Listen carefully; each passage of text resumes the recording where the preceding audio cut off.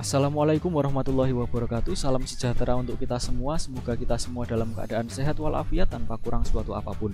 Baik, pada kesempatan kali ini kita masih akan melanjutkan bahasan yang kemarin, yaitu tentang evolusi. Tapi kali ini kita akan fokus pada tema tentang bukti dan juga mekanisme evolusi. Nah, pada pertemuan sebelumnya kita sudah membahas tentang banyak sekali teori-teori evolusi.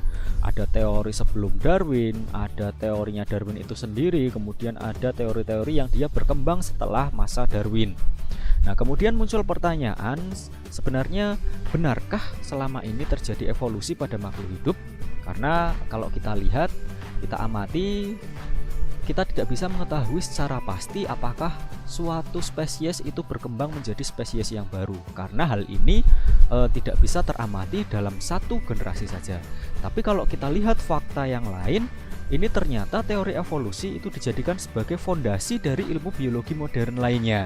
Ada genetika, bioteknologi, biomedis, dan lain sebagainya, itu menggunakan teori-teori evolusi sebagai dasar untuk pengembangan ilmunya. Nah, teori evolusi ini dia dikuatkan oleh adanya bukti-bukti evolusi. Nah, kali ini kita akan membahas lebih jauh apa saja sih bukti dari evolusi itu sendiri. Oke, bukti-bukti evolusi ini ada banyak sekali. Ada yang pertama yaitu fosil. Nah, tentunya kalian sudah tahu apa itu fosil, bagian dari makhluk hidup atau sisa-sisa dari organisme yang dia mengalami mineralisasi dan biasanya ditemukan pada sedimen-sedimen atau batuan-batuan endapan. Nah, itu fosil. Biasanya fosil itu ditemukan dan dapat diperkirakan umurnya, sehingga para ilmuwan dapat mengetahui bentuk kehidupan secara periodik sampai sekarang. Dan itu dijadikan sebagai bukti adanya evolusi. Nah, kemudian ada perbandingan biokimia. Nah, perbandingan biokimia ini contohnya adalah pada tumbuhan. Beberapa tumbuhan ini memiliki kandungan alkaloid tertentu. Ini sebagai produk sekunder. Nah, tidak semua tumbuhan dapat memproduksi senyawa ini. Hanya beberapa tumbuhan saja. Nah, kesamaan produksi alkaloid ini dijadikan sebagai perbandingan biokimia. Artinya organisme atau spesies yang dia sama-sama memiliki kandungan alkaloid itu bisa dijadikan sebagai rujukan bahwa kedua spesies tersebut memiliki kekerabatan yang dia dekat, dan bisa diperkirakan bahwa awalnya itu hanya diawali dari satu spesies yang sama. Itu sebagai bukti evolusinya. Kemudian bukti evolusi selanjutnya adalah perbandingan anatomi atau struktur tubuh, struktur bagian tubuh. Ada kesamaan dan juga ada perbedaan antara satu organisme dengan organisme yang lain, satu spesies dengan spesies yang lain. Itu dijadikan sebagai bukti evolusi. Kemudian ada perbandingan embriologi. Ada perbandingan embriologi. Nah, embriologi ini dilihat dari perkembangan embrio dari masa awal embrio sampai dia menjadi dewasa.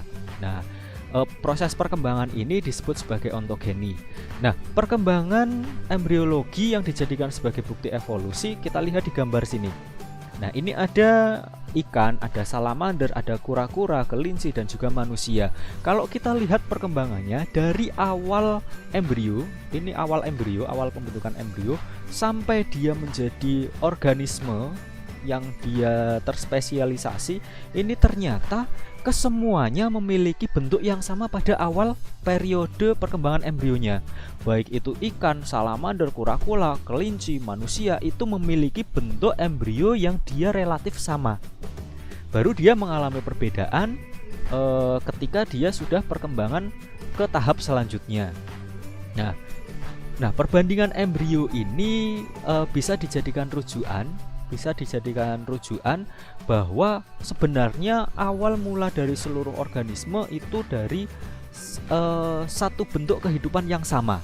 Itu perbandingan embriologi ketika dijadikan sebagai bukti evolusi. Nah, kemudian yang berikutnya ada perbandingan fisiologi. Kalau anatomi itu struktur, kalau fisiologi itu fungsi dari organ tubuh. Ini misalnya dicontohkan adalah paus dan juga burung. Nah, paus dan juga burung itu dia memiliki struktur organ dan juga fungsi yang sama berupa paru-paru. Nah, meskipun paus dan burung itu memiliki habitat yang berbeda. Nah, paus hidup di laut tapi dia tetap menggunakan paru-paru, sehingga dari hal ini, dari kesamaan fisiologis ini bisa disimpulkan bahwa paus dan burung itu memiliki kekerabatan yang lebih dekat daripada paus dengan ikan. Nah, ini dijadikan sebagai adanya bukti evolusi. Kemudian ada peristiwa domestikasi atau penjinakan hewan-hewan liar untuk dijadikan sebagai hewan ternak atau hewan peliharaan. Nah, itu peristiwa domestikasi. Nah, contoh peristiwa domestikasi ini adalah anjing dan juga kucing. Nah, selama ribuan tahun anjing dan kucing ini dia dipelihara oleh manusia sehingga terjadi perbedaan perubahan habitat, kemudian perubahan sumber makanan, perubahan perilaku dan lain sebagainya. Dan hal ini dapat mempercepat terjadinya proses evolusi. Kalau kita lihat anjing dengan saudaranya yang dia hidup liar yaitu serigala itu jauh memiliki perbedaan perilaku dan perbedaan makanan dan juga habitat yang berbeda, yang jauh berbeda. Itu dapat mempercepat terjadinya proses evolusi.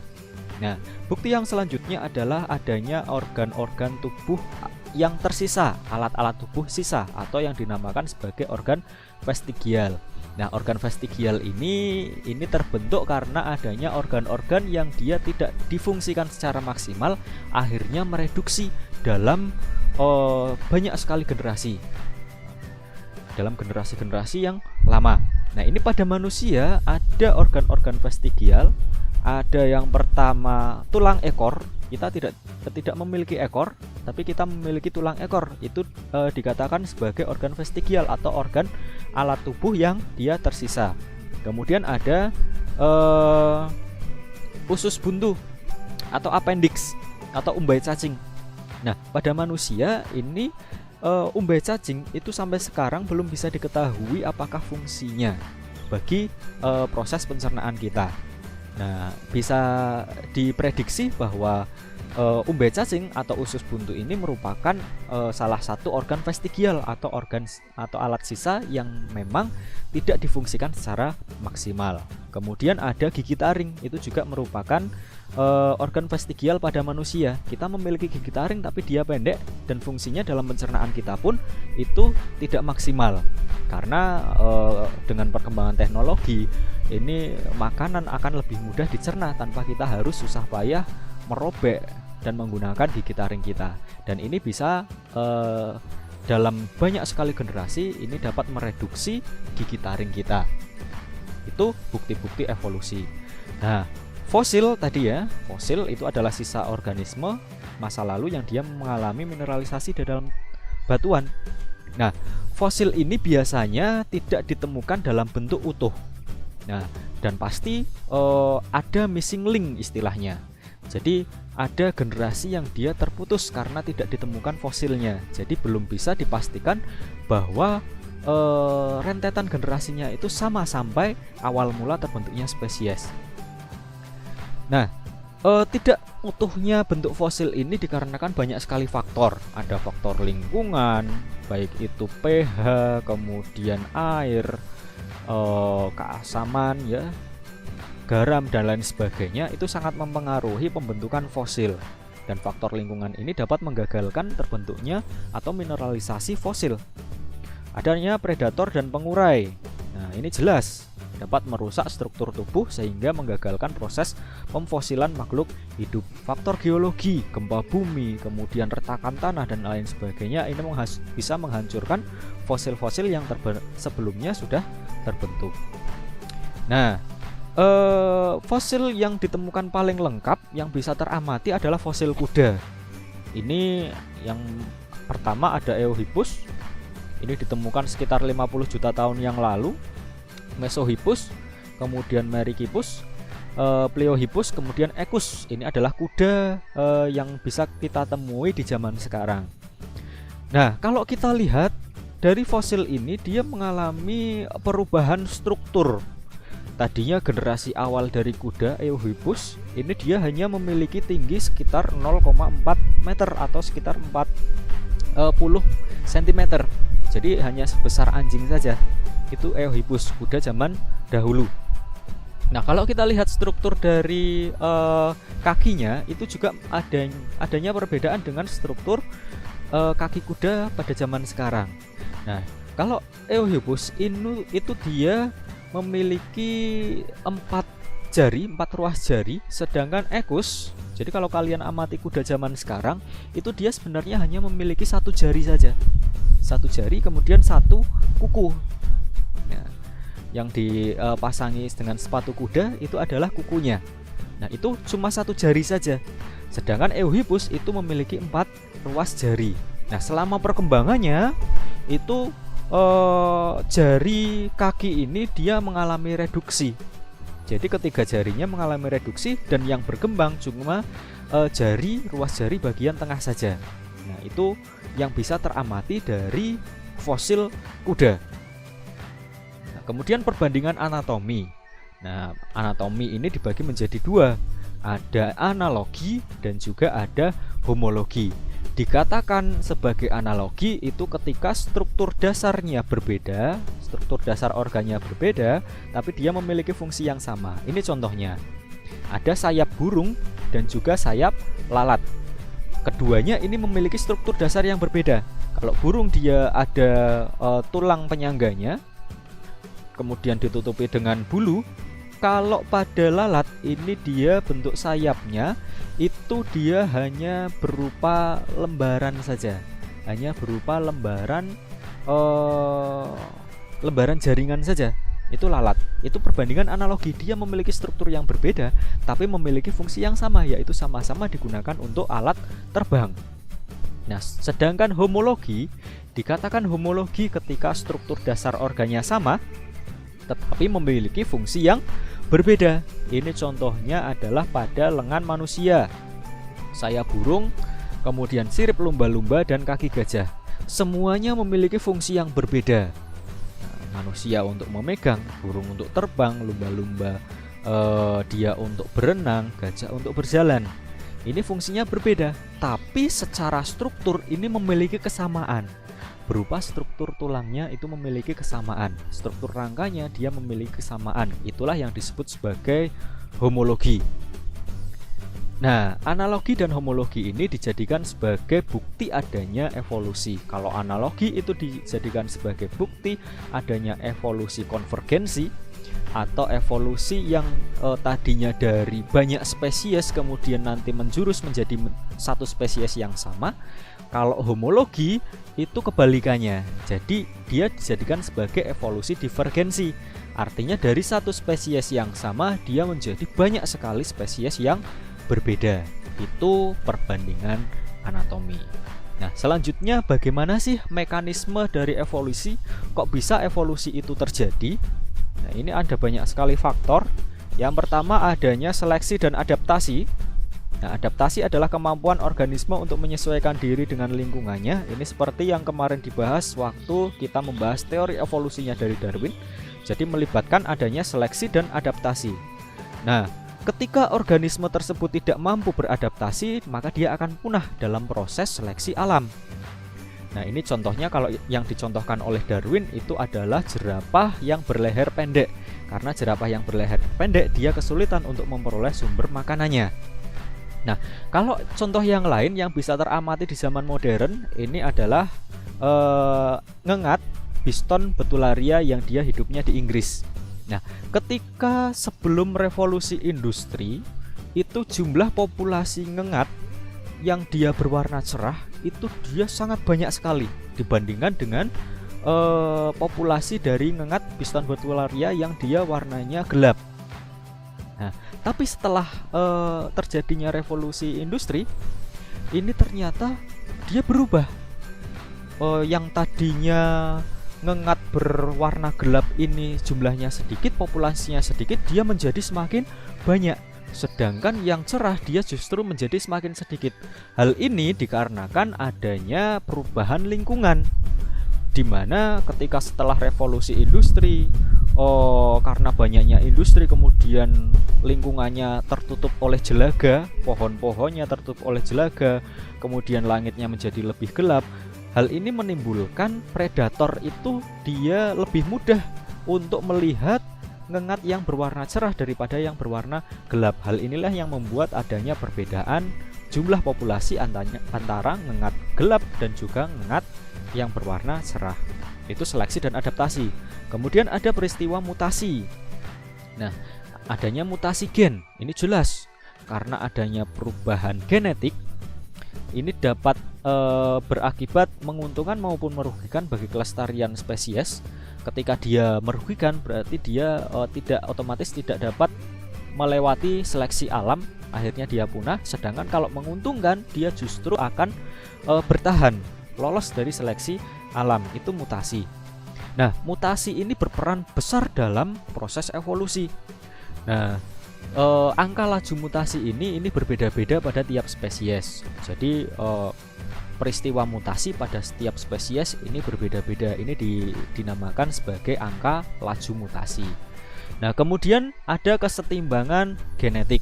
Nah, kesetimbangan genetik ini bisa dijelaskan menggunakan hukum Hardy-Weinberg, di mana dia menyatakan bahwa frekuensi alel dan genotip dalam suatu populasi dari generasi ke generasi selanjutnya itu dia cenderung konstan.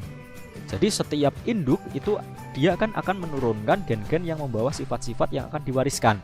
Nah, gen-gen ini sifatnya stabil sehingga frekuensinya di dalam satu populasi dari generasi ke generasi itu cenderung tetap.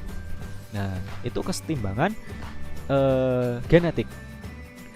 Nah, hukum Hardy-Weinberg ini dapat dirumuskan. Jadi ketika kita ingin mengetahui berapa sih jumlah genotip homozigot dominan pada suatu populasi, berapa sih dia alel resesifnya, itu bisa kita ketahui dengan menggunakan perhitungan dari hukum Hardy-Weinberg yang dirumuskan karena dia alelnya sama, frekuensinya sama, maka P plus Q kuadrat ini sama dengan 1. Nah, kalau diturunkan menjadi P kuadrat plus 2PQ plus Q kuadrat sama dengan 1. P itu adalah frekuensi alel yang dominan, misalnya A besar ya. Sedangkan Q itu adalah alel yang resesif, misalnya adalah A kecil. Nah, P kuadrat itu dia adalah simbol untuk genotip homozigot dominan, misalnya A besar. 2PQ berarti A besar A kecil, sedangkan Q kuadrat berarti A kecil. Nah, itu bisa dihitung menggunakan rumus ini. Jadi ketika kita ingin mengetahui frekuensi alel tertentu, itu kita bisa menghitungnya dengan rumus dari hukum Hardy-Weinberg. Nah, contohnya adalah di sini. Ada contoh soal, dalam suatu populasi ini terdapat individu perasa PTC. Nah, perasa PTC atau penylthiocarbamid. Nah, PTC ini dia tidak semua manusia dapat merasakannya. Dia sebenarnya rasanya pahit, tapi tidak semua manusia dapat merasakannya. Nah, di soal ini individu yang dapat merasakan PTC itu hanya 75% dari populasi yang ada. Sedangkan yang lainnya bukan perasa PTC. Nah, ternyata bukan perasa PTC ini dia dikendalikan oleh alel resesif berupa T kecil. Sedangkan orang yang dapat merasakan PTC itu karena di dalamnya ada alel yang dia sifatnya dominan atau T besar. Nah, pertanyaannya adalah berapa frekuensi genotip perasa PTC dan juga bukan PTC. Nah, cara mengerjakannya kita lihat dulu. Individu perasa PTC itu berarti genotipnya adalah T besar. Dia punya unsur T besar, bisa T besar atau T besar T kecil. Jadi T besar dan T besar T kecil itu jumlahnya 75%. Frekuensinya 75%. Individu bukan PTC itu T kecil. Dia pasti resesif. Dia homozigot resesif. Nah, T kecil. Berarti kita tinggal kurangi saja, 100% kurangi 75%. Ini 25%. Kita buat frekuensinya berapa? Jadi 0,25. Jadi T kecil atau Q kuadrat itu nilainya adalah 0,25. Kita cari kemudian frekuensi alel T-nya. Karena Q kuadrat itu adalah T kecil, maka untuk cari T saja berarti harus diakarkan. Akar dari Q kuadrat. Jadi akar 0,25 yaitu 0,5. Nah, kita masukkan di rumus. Rumus yang pertama tadi P plus Q sama dengan 1.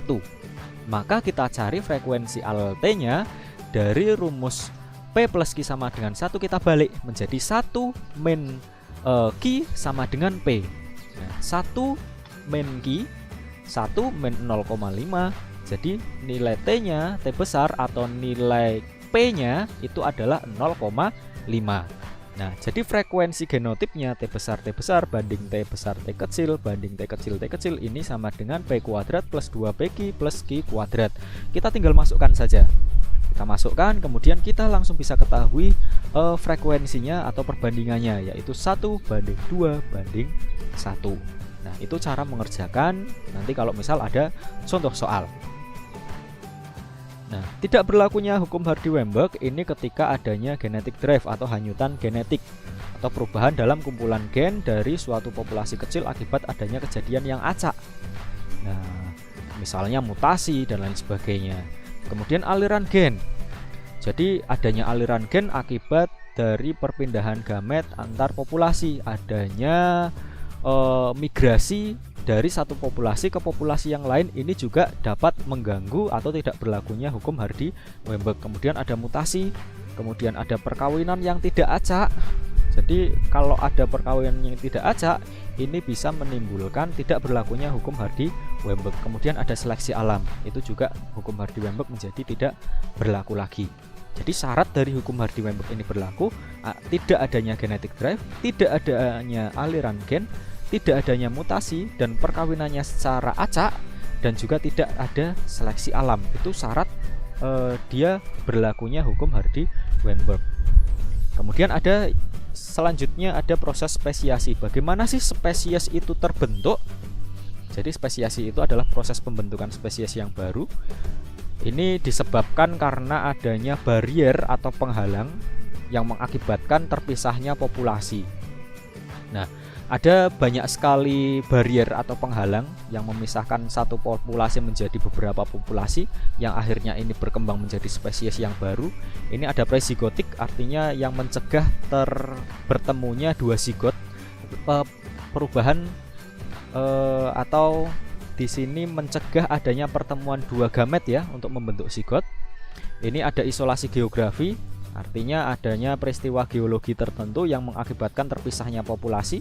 Adanya isolasi habitat yang berbeda. Isolasi musim, misal musim kawinnya berbeda sehingga tidak memungkinkan untuk bertemu, mengadakan perkawinan sehingga terjadi penghalang untuk bertemu. Kemudian ada isolasi perilaku, misalnya yang dalam satu spesies ada yang dia hidupnya malam hari, ada yang hidupnya siang hari ya.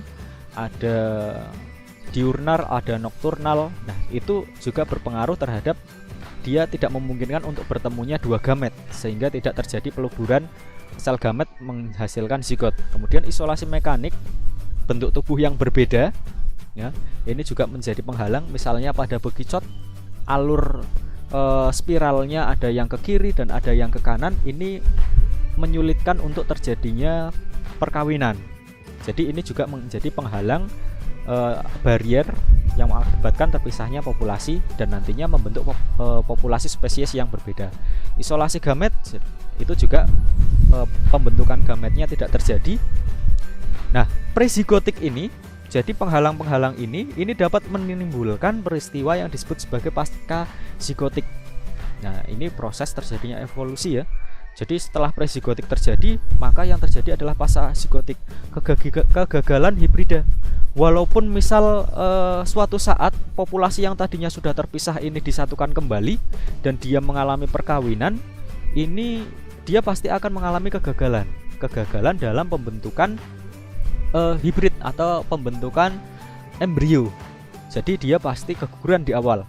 Nah, kemudian atau dapat menghasilkan keturunan tapi dia keturunannya steril. Contohnya adalah bebek dan juga mentok. Nah, bebek dan juga mentok itu dua spesies yang berbeda. Ketika dia dikawinkan, dia bisa menghasilkan anak. Tapi anaknya ini dia tidak bisa kawin dan tidak bisa memiliki keturunan karena dia steril.